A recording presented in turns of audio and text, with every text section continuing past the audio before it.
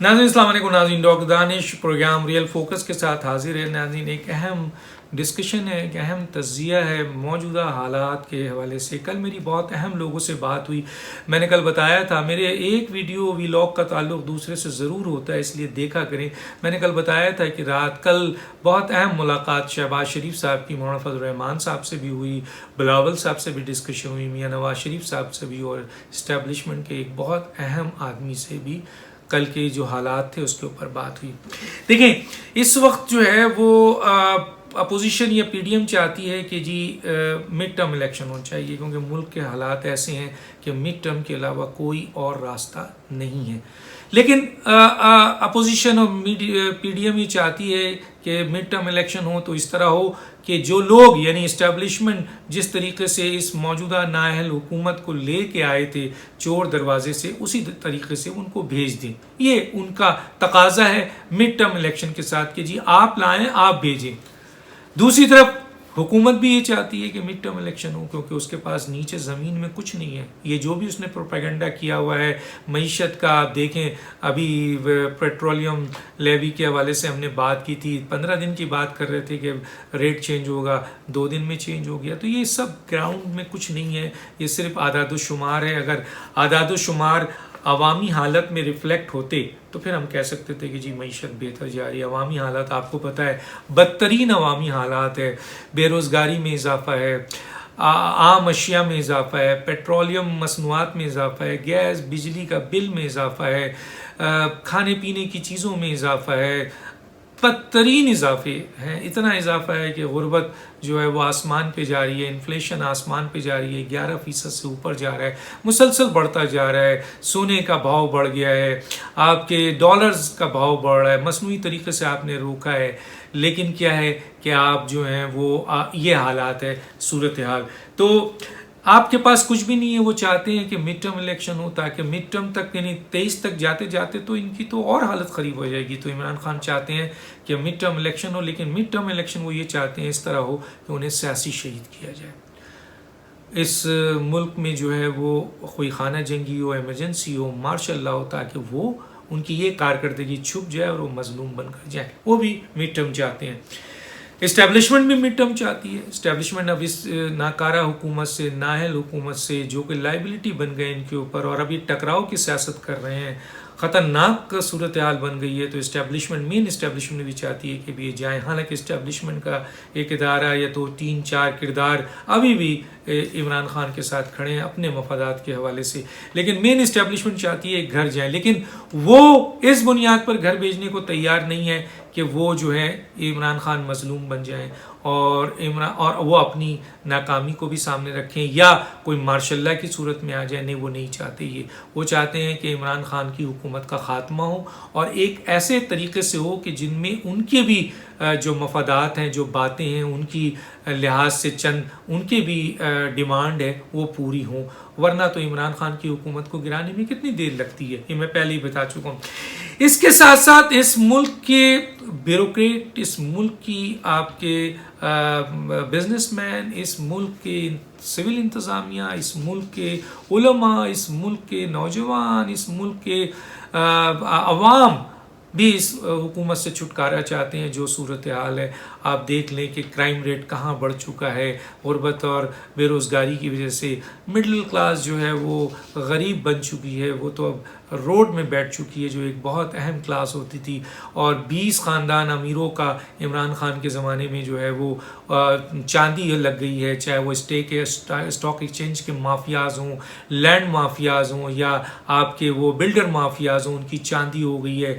Amnesty scheme जो है वो लाकर चंद अपने दोस्तों को मफाद दिया गया, बाकियों के खिलाफ कोई कार्रवाई नहीं की गई। इसी तरीके से 600 अरब रुपए आपके स्टेट बैंक से दिया गया कर्जा, वो भी अमीरों को दिया गया, बड़े बड़े लोगों को दिया गया, एसएमई और गरीबों को नहीं दिया गया। और गरीब की सूरत हाल ये एक किस्सा, सिर्फ एक बात बता दूं कि जनाब ये गरीब, इससे ज़्यादा कौन गरीब होगा जो माजूर है, जो बुज़ुर्ग है रिटायरमेंट के बाद, जो बेवाएँ हैं, जो आपके यतीम हैं, लावारिस हैं, इनसे ज़्यादा गरीब तो कोई नहीं होगा ना। ये अपने गुजर बसर करते हैं उन पैसों से जो उन्होंने जमा किया हुआ होता है, और उसके बाद वो कौमी बचत स्कीम पे लगाते हैं जहाँ से उनको इंटरेस्ट मिलता है, और वो खाते हैं और ज़िंदगी गुजारते हैं। इस मौजूदा हुकूमत ने उनकी वो जो आपके मुनाफा रेट था इतना कम कर दिया है कि वो बेचारे परेशान हैं। एक तरफ आप देखें अशिया की कीमत 300-400% ज़्यादा है। आपके आम बिल जो है, गैस, बिजली का बिल, पानी का बिल, ये सब आसमान से बातें कर रहे हैं। और दूसरी तरफ पेट्रोल को देख लीजिए, उसका रेंट, किराया, हर चीज़ बढ़ गई है। और ये गरीब लोग जो 1 लाख पे 11,000 उनको मुनाफा मिलता था, इमरान खान ने 5,000 कर दिया है। ये इस गरीबों का खून चूसा जा रहा है। तो जाहिर है कि क्राइम रेट बढ़ रहे हैं, गुर्बत बढ़ रही है, बेरोज़गारी बढ़ रही है, 35 लाख से 1 करोड़ 65 लाख तक चली गई है। तो ऐसी सूरत हाल है, तो जाहिर है लोग क्या चाहेंगे। बिजनेस ख़त्म है, कोई सरमायाकारी नहीं है, सिर्फ उन लोगों को नवाजा जा रहा है जो उनके दोस्त हैं, जो वो माफिया जो इनकी मदद कर रहे हैं फाइनेंशियली, जो जहां बैठा है उनकी मदद की जा रही है। आइए, तो ये हशर है इस मौजूदा 3 साल में। आम आदमी की कुव्वत ख़रीद ख़त्म हो चुकी है। आप देखें कहाँ है बेचारों के बाद। मैंने तो एक का जिक्र किया, उसके अलावा कोई ऐसा प्रोजेक्ट नहीं है जो बड़ा प्रोजेक्ट लगे जिसकी बुनियाद में 3 साल में कहीं नौकरी मिलती हो। मैंने कहा 600 अरब भी दिया गया तो उन्हीं को दिया गया जो ऑलरेडी अमीर हैं, उन्होंने अपने प्रोजेक्ट में लगा दिया, और दूसरे लोगों को और आम लोगों को करने का मौका ही नहीं मिला। उसके बाद कर्जे लेकर आप मुल्क चला रहे हैं और यही कर्जे बढ़ते जा रहे हैं। तो जो 2 हुकूमतों ने लिया उससे ज़्यादा आपने ले लिया। मईशत तबाही के दहाने पे बताने की ज़रूरत नहीं है। एक इंडिकेटर आपके खिलाफ जा रहे हैं, वो अलग है कि आदाद शुमार आप बढ़ा के बता रहे हैं। आपने दिया क्या, कोई पॉलिसी नहीं है, कोई इस्लाहात नहीं है, तो कैसे ये रिफ्लेक्ट होगी ये आदाद शुमार आवाम की हालात की तरफ। आपने पॉलिसी जो दी है वो लंगर खाना दिया है, मुसाफिर खाना दिया है, एहसास प्रोग्राम दिया है, ये कट्टे और अंडे ये सब दिया है। इनसे क्या होना था, कुछ भी नहीं हुआ। आप देख लीजिए, आपके पास कोई एक मुआशी पॉलिसी नहीं है, कोई आपके पास समाजी पॉलिसी नहीं है, आइनी पॉलिसी नहीं है, सिफारती पॉलिसी नहीं है, इंतज़ामी पॉलिसी नहीं है, कोई एक पॉलिसी आपके पास नहीं है। मुकम्मल फेलियर है। मुल्क इस वक्त ज़बरदस्त इंस्टीट्यूशनल क्राइसिस का शिकार है। आप फ़ौज का हशर देख लें, एक तरफ खुद आप फ़ौज के सरबराह को मलाइन कर रहे हैं, मीडिया में उन पे चार्जशीट कर रहे हैं। फ़ौज को आज आपने मुतनाज़ा बना दिया, इतना मुतनाज़ा बना दिया है कि कौम तकसीम हो गई है। सुप्रीम कोर्ट को आपने तकसीम कर दिया है। पार्लियामेंट की बेतौकरी देख लें, किस तरीके से गालम गलोज हो रही है, किस तरह से। आइए, आप वो इदारे जो नैब के इदारे हैं, एहतसाबी इदारे हैं, आपने उनको इंतकामी इदारे बना दिया है। जो आपकी बात नहीं मानता है आप उसको उठाकर फेंक देते हैं, जो बात मानता है वो रहते हैं, और वो उल्टे सीधे केसेस बनाते हैं और अपोजिशन के साथ इंतकामी कार्रवाई कर रहे होते हैं, मीडिया के साथ इंतकामी कार्रवाई करते हैं। जो भी आप के मुताबिक नहीं चलता है आप उठा के फेंक दें। आप देख लें कितने लोगों को आपने 2.5 साल में तब्दील किया। फेडरल सेक्रेटरी देख लें, FBI का चेयरमैन देख लें, DGFIA देख लें, IGs देख लें, पंजाब के देख लें, प्रोविंशियल सेक्रेटरी देख लें, चीफ सेक्रेटरी देख लें, मिनिस्टर्स देख लें। किसी दुनिया में इस तरह होता है क्यों? क्योंकि आपकी जो बात नहीं मानता है आप इंतकामी कार्रवाई करते हैं, जो आपको इंतकामी कार्रवाई में मदद नहीं देता है आप उसको उठा के फेंक देते हैं। कार्रवाई कारकर्दगी उनकी बेहतरीन होती है। तो ये सूरत हाल है इंस्टीट्यूशंस का। आपने इस वक्त ज़बरदस्त जंग शुरू की हुई है इस्टेब्लिशमेंट से, और इस्टेब्लिशमेंट को आप मुसलसल जो है वो ला रहे हैं इस वक्त आपके मीडिया के ऊपर, और उनको चार्जशीट कर रहे हैं। आपने कश्मीर का सौदा कर दिया, आपने CPEC बंद कर दिया, आपने स्टेट बैंक ऑफ पाकिस्तान को गिरवी रख दिया, आपने मईशत को वर्ल्ड बैंक और IMF और ADB के हवाले कर दिया। तो ये आपने किया है। अब आप पाकिस्तान के अड्डे देने की बात कर रहे हैं, इसराइल के ऊपर भी बात की जाती है, आपके लोग करते हैं इसके ऊपर बात। वो तो आवाम का एक बहुत ज़बरदस्त प्रेशर आता है जिसके ऊपर रुक जाते हैं।